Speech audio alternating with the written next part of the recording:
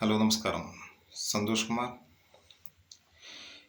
Israel Hamas യുദ്ധം തുടരവെ ഇസ്രായേലിൻ്റെ MS ചരക്കു കപ്പൽ ഹോർമൂസ് കടലിടുക്കിൽ നിന്നും നിയമലംഘനം നടത്തിയതിൻ്റെ പേരിൽ ഇറാൻ പിടിച്ചെടുക്കുകയും കപ്പലിൽ 25ഓളം ജീവനക്കാർ, 17 ഇന്ത്യക്കാരിൽ 4 മലയാളികളിൽ ഒരു വനിതയും കോട്ടയം സ്വദേശിയായ ആൻടസ്റ്റ ജോസഫിനെ വിട്ടയക്കുകയും കേരളത്തിലെത്തുകയും മറ്റ് ഇന്ത്യക്കാരെ ഉടൻ വിട്ടയക്കുമെന്ന് ഇറാൻ ഇന്ത്യൻ എംബസി അധികൃതർ കപ്പലിൽ റഷ്യ, പാകിസ്ഥാൻ, ഫിലിപ്പീൻസിലെ പൗരന്മാരും.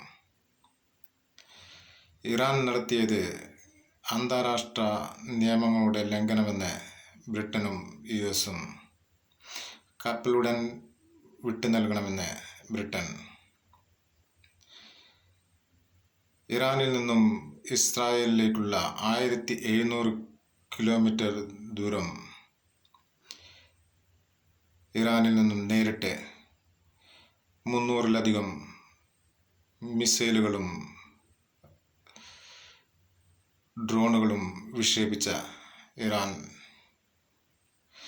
ശത്രുപാഠം പഠിച്ചെന്ന് Iran president Ebrahim Raisi. Iran സായുധ സേനാ മേധാവി chief of staff Mohammad Bagheri ഇസ്രായേലിലെ സൈനിക താവളങ്ങളായിരുന്നു ലക്ഷ്യമെന്നും ശത്രു നൽകുന്ന മറുപടിക്കനുസരിച്ച് തിരിച്ചു നൽകുമെന്നും വാർത്താക്കുറിപ്പ്.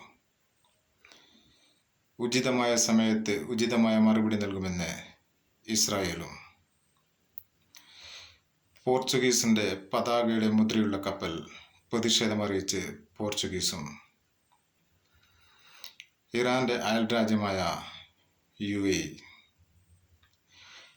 കഴിഞ്ഞ 78 വർഷത്തിനുള്ളിലെ ഏറ്റവും വലിയ കാലവർഷം, മഴയിൽ